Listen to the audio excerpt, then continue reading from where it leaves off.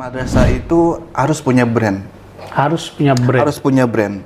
Apa yang mau dijual? Apa yang mau ditawarkan ke masyarakat, Pak Gozi? Al-Musarofa ini bukan berada tempat strategis, bukan di depan jalan utama maksudnya ya. Dalam ya, kita ke dalam ya. Masuk ke dalam. Tetapi madrasah ini menjadi pilihan Al-Musarofa, jangan diragukan lah. Kalau saya punya 6 jempol, saya kasih 6. Pinjam 2, Pak Gozi. Jangan, Pak. Karena Al-Musarofa berhasil menciptakan branding itu, Pak Gozi.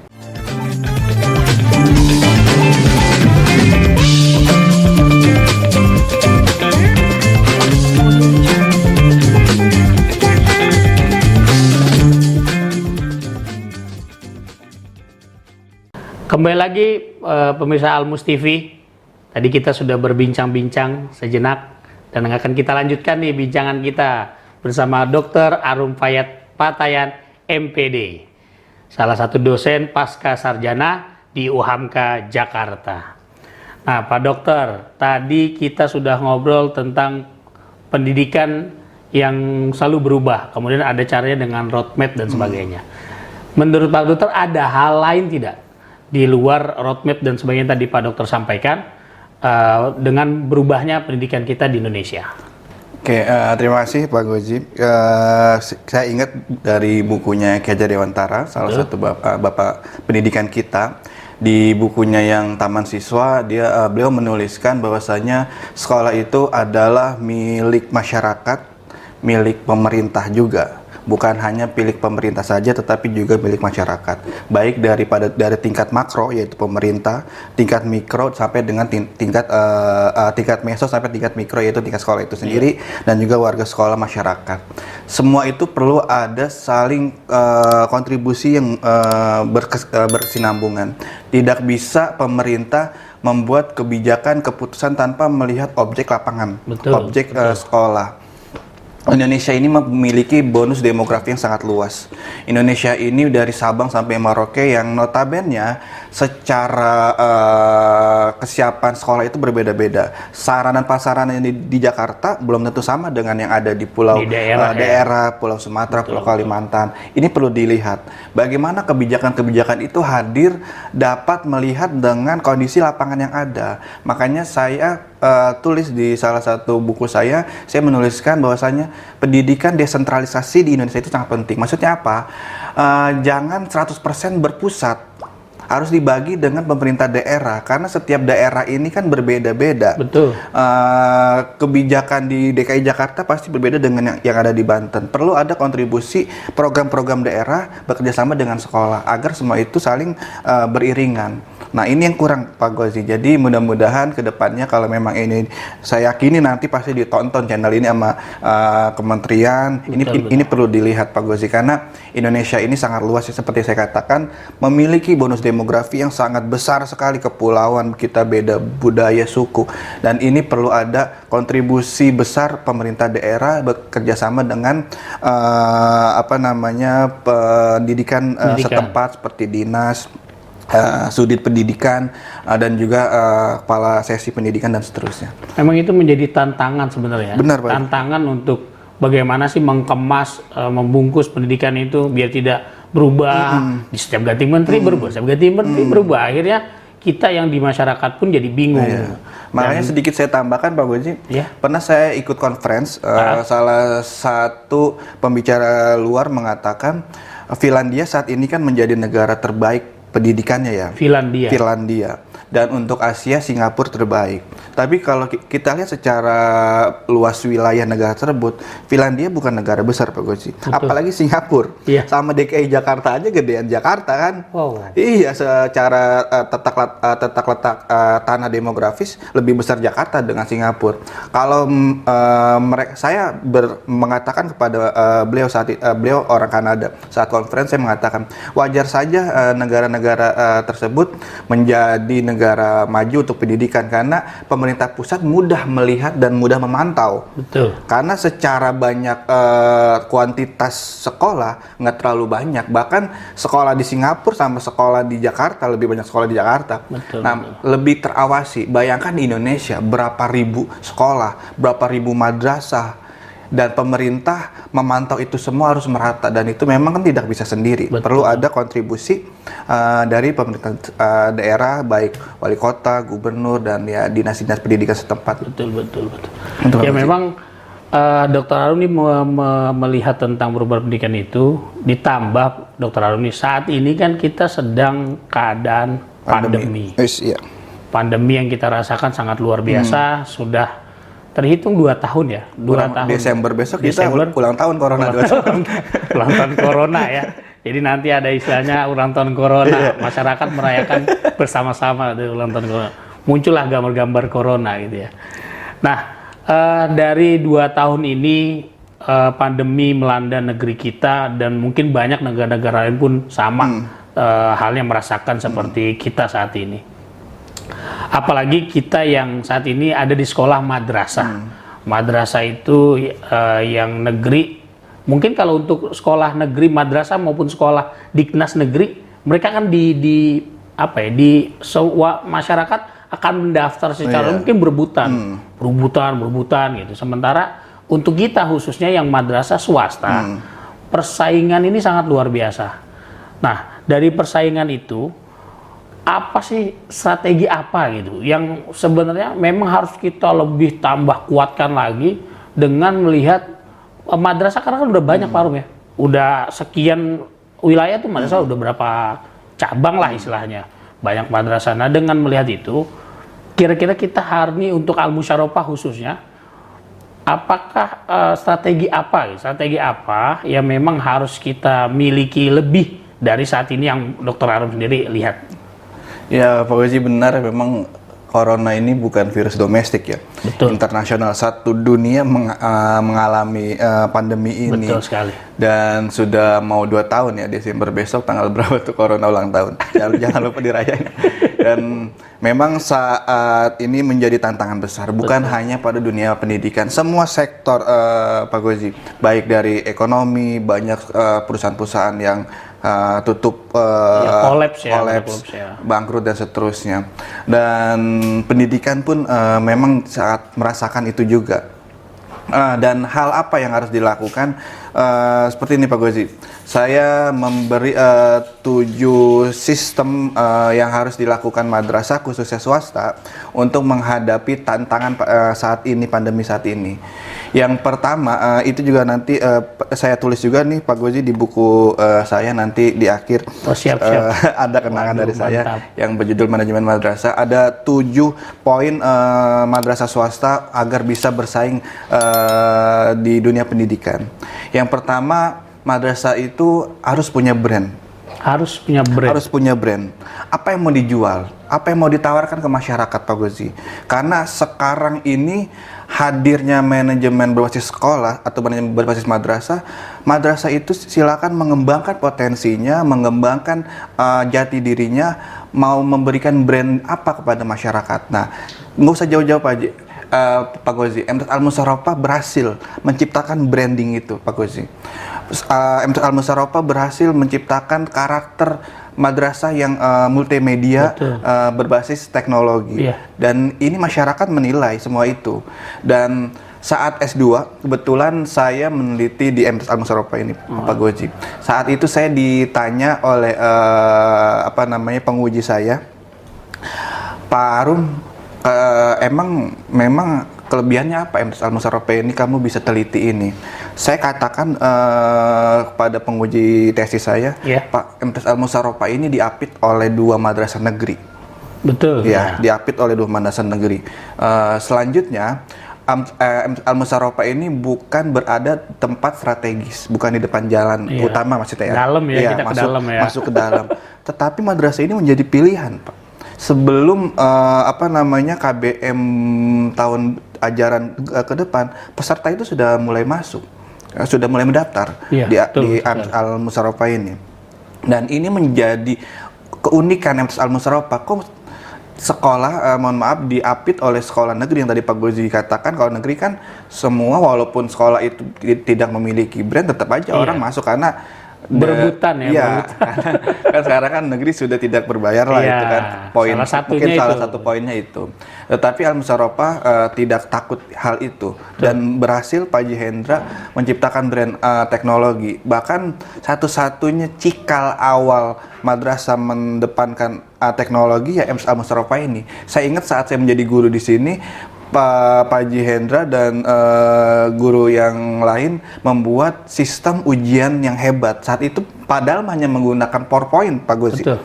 Menggunakan PowerPoint dan memanfaatkan aplikasi PowerPoint timer. Dan itu sangat dikagumi oleh madrasah yang lain. Pertama, mengurangi penggandaan soal. Betul. Yang kita ketahui itu sangat mungkin mubazir lah. Mubazir banget itu. Selanjutnya mengurangi nilai siswa untuk menyontek karena kan mereka dikejar oleh timing ya. Kalau mereka nyontek, tahu-tahu soalnya udah berubah. Wah itu saya katakan itu sangat berhasil dan itu menjadi awal cikal yang saya tahu Pak Jendra membuat brand MTS berbasis teknologi dan sampai saat ini terlihat. Tadi saya tanya ke Pak Jendra kemarin berapa kelas? 4 kelas. Berarti kan memang sebelumnya kita muatan lokal kita hanya menampung 4 kelas setiap lokal setiap jenjang kelas 7 atau setiap kelas 6 dan kelas 9. Nah, itu menjadi keberhasilan. Nah, oleh karena itu dari contoh MTS Al Musarrofah ini saya berharap untuk warga madrasah seluruhnya ciptakanlah brand di madrasah. Contoh misalnya kalau memang mau mendepankan tahfiz, hafalan Quran, tahsinnya, silakan membuat program-program itu. Jadi masyarakat kalau ingin menyekolahkan anaknya untuk yang ingin tahfiz Quran di madrasah A, yang mau berbasis teknologi IT dengan Islaminya Al Musarrofah dan seterusnya. Betul. Itu Pak Gozi. Dan yang kedua juga saya mengatakan sekolah madrasah swasta itu harus fokus untuk menghasilkan standar akademis. Standar akademis. Mohon maaf Pak Gozi, karena untuk negeri itu biasanya mereka inputnya sudah bagus. Iya. Inputnya memang siswa-siswa pilihan ya. Betul. Nah kalau swasta ini kan terkadang beragam, karena mereka bukan sistem seleksi secara akademis. Betul. Tapi kita dituntut untuk outputnya harus serata dengan yang negeri. Mereka harus siap untuk melanjutkan aliyah negeri dan seterusnya. Nah, di sini punya tantangan di proses. Guru-guru madrasah harus tertantang hal itu karena ini sebuah tantangan besar karena inputnya berbeda. Outputnya harus sama. Berarti kan kita bermain di proses, Pak Gozi. Iya, betul. Nah, bagaimana menciptakan proses itu? Kita harus mempersiapkan tenaga pendidikan yang handal. Dan alhamdulillah MTS Al Musarrofah ini sudah handal lah, karena hampir 100% tenaga pendidik sudah linier, sudah sesuai dengan bidang akademik yang diajarkan. Betul. Selanjutnya dari segi sapras, karena akademik juga harus disupport dengan sapras. Kalau bicara sapras, MTS Al Musarrofah jangan diragukan lah. Kalau saya punya 6 jempol, saya kasih 6. Pinjam 2 Pak Gozi. Jangan Pak, karena nanti saya kemana ini jempol. Di kelas kita sudah punya infokus yang lengkap dengan sapras yang lengkap, lapangan olahraga kita lengkap segala macam. Prestasi sudah hebat lah MTS Al Musarrofah. Dan secara akademis saya lihat sudah bisa mengikuti. Nah, tinggal nanti outputnya siswa ini harus bisa bersaing melanjutkan ke aliyah negeri MAN 10 yang terdekat di sini, MAN 19, bersaing untuk siswa-siswa yang MTS negeri. Nah, tapi saya lihat di data hampir sudah cukup banyak alumni MTS Al Musarrofah yang melanjutkan di negeri. Itu kan berarti secara poin akademis MTS Al Musarrofah berhasil, Pak Gozi. Sudah bisa menyamakan. Bisa menyamakan, walaupun input tadi berbeda. Itu tantangan loh. Iya, tapi output harus setara.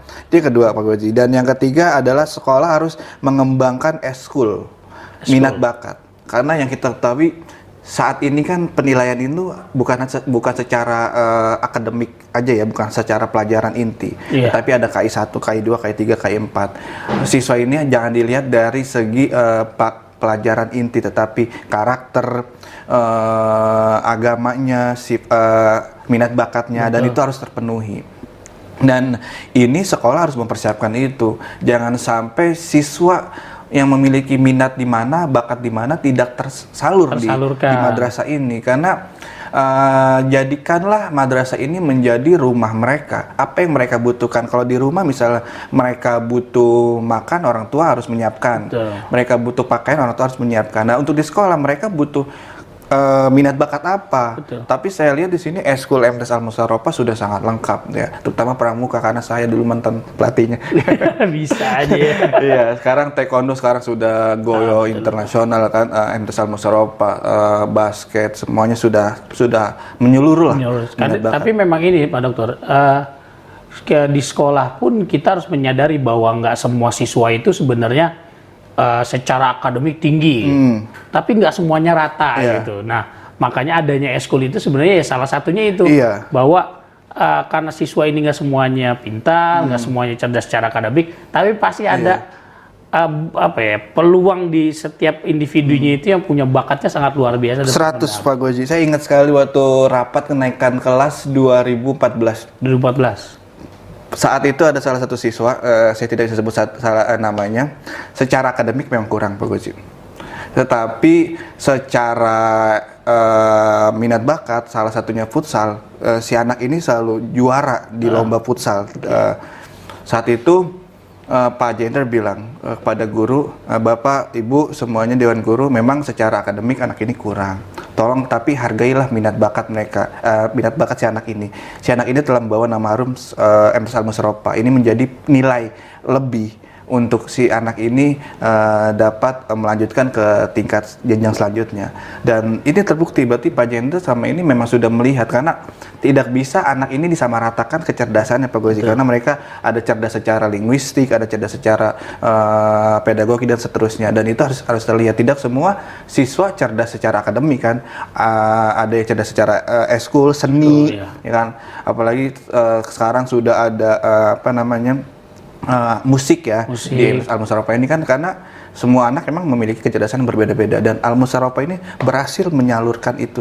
Nah itu Pak Dokter, memang lagi-lagi saya sampaikan bahwa Pak Jendra ini bijak sekali, bahwa tidak hanya melihat sisi guru dan OB dan sebagainya, tapi siswa-siswa memang yang berbakat beliau pun dorong. Benar.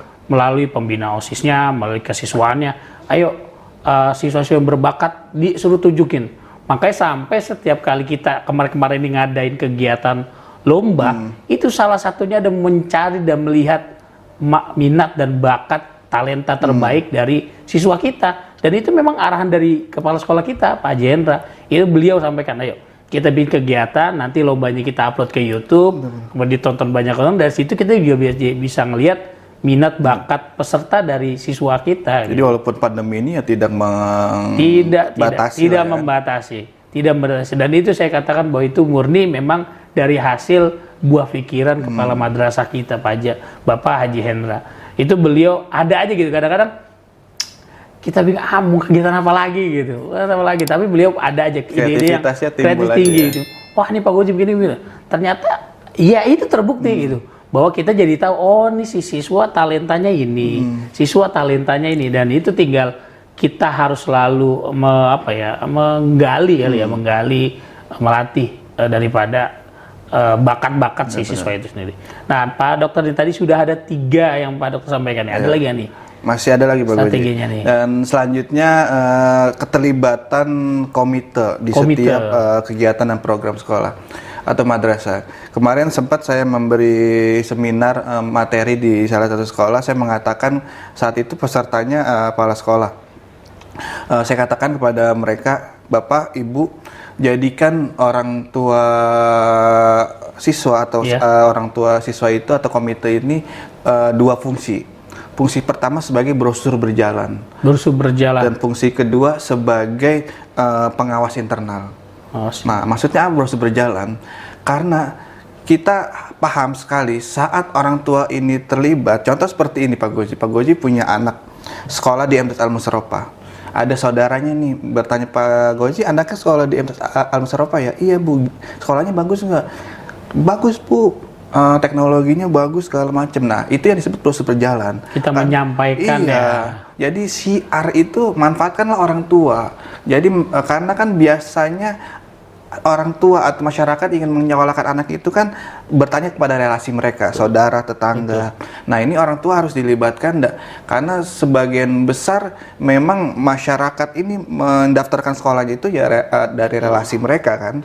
Dan yang kedua, pengawas internal, maksudnya apa? Kita menjadikan siswa ini kan sebagai subjek dan objek, dan orang tua yang menilai.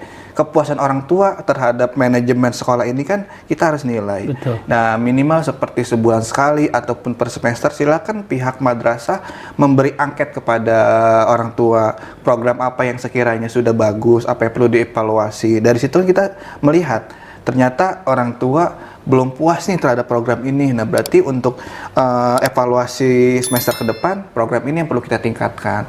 Orang tua sudah puas dengan program ini, berarti semester ke depan atau KBM selanjutnya, program ini yang perlu kita tetap jalankan. Betul, sama bagus sekali. Pak Dokter, tadi kita sudah membahas tentang perubahan pendidikan. Kemudian kita sudah bicara strategi pendidikan. Kemudian kita juga tentang cara bersaing, strategi bersaing. Nah, maka nanti kita akan lanjut lagi nih perbincangan kita nih Pak Dokter. Masih ada banyak sekali pertanyaan-pertanyaan yang luar biasa yang ingin kita gali dari seorang Dr. Arum Fataya nih. Pemirsa Almus TV, jangan kemana-mana, tetap standby ya, dan tonton terus karena masih ada pertemuan selanjutnya, masih ada pertanyaan-pertanyaan yang kita gali sebanyak mungkin pada Dr. Arum Fataya.